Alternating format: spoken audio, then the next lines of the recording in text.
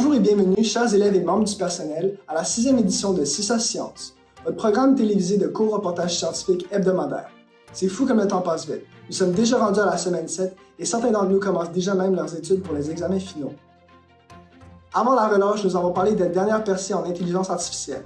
Cette semaine, ma collègue Marianne et moi allons vous parler d'une technologie révolutionnaire qui pourrait même guérir le cancer. Oui, c'est bien ça. Cette semaine, nous allons parler d'une nouvelle technique d'édition génétique surnommée CRISPR-Cas9.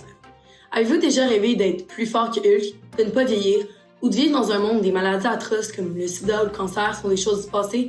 Eh bien, tout comme l'arrivée de l'Internet, cette nouvelle technologie pourrait rendre la science-fiction une simple réalité de notre vie quotidienne. Voici notre reportage de cette semaine. La technologie CRISPR a été adaptée des mécanismes de défense naturels des bactéries et des archées, un domaine de micro-organismes unicellulaires relativement simple. Pour déjouer les attaques, les organismes hachent l'ADN des virus, puis stockent des morceaux de cet ADN dans leur propre génome pour être utilisés comme une arme contre les envahisseurs étrangers si ces virus attaquent à nouveau. Aujourd'hui, les chercheurs peuvent éditer des gènes en coupant avec précision l'ADN, puis en permettant au processus organique de réparation de l'ADN de prendre place dans la cellule.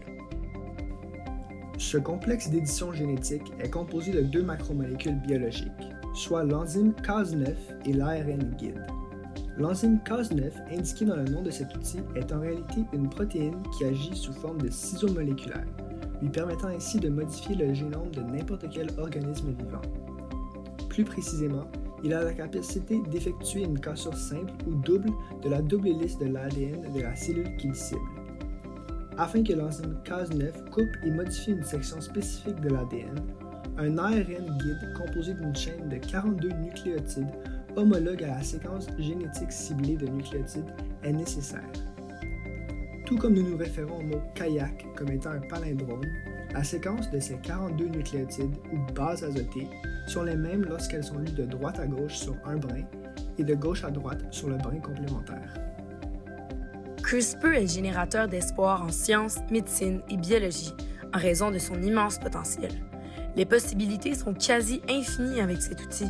Notre ADN, l'acide désoxyribonucléique que vous avez sûrement tous déjà entendu, est comme un livre de recettes avec plein de possibilités de combinaisons grâce à nos 20 000 gènes.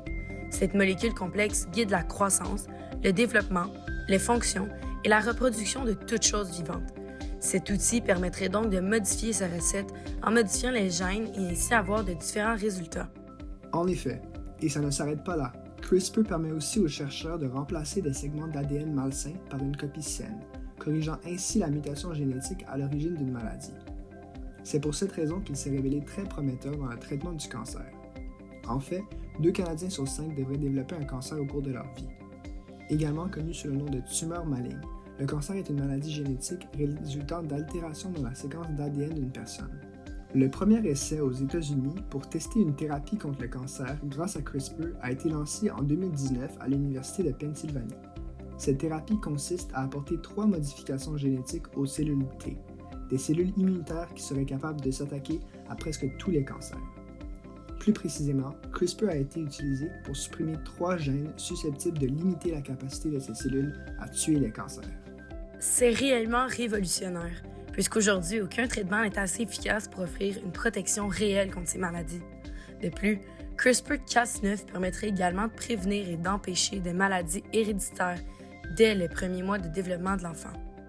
Toutefois, ce type de modification du génome peut entraîner des modifications indésirables comme des réarrangements d'ADN et des délétions de brins d'ADN qui seront transmises de génération en génération. Par exemple, un chercheur qui supprimerait un gène par accident causerait des anomalies dans le développement de l'enfant. Dans une étude qui a été faite, Katie Nayakan ainsi que ses collègues ont utilisé l'outil CRISPR-Cas9 dans le but d'éliminer un gène du nom de POU5F1 parmi 18 embryons humains. Suite à ce séquençage d'un chromosome, 10 embryons portaient de graves anomalies, comme des additions de séquences, à l'endroit où la modification a eu lieu sur l'ADN. Il y a donc des dangers potentiels avec cette nouvelle technologie d'édition génétique. L'épisode de cette semaine tire déjà à sa fin.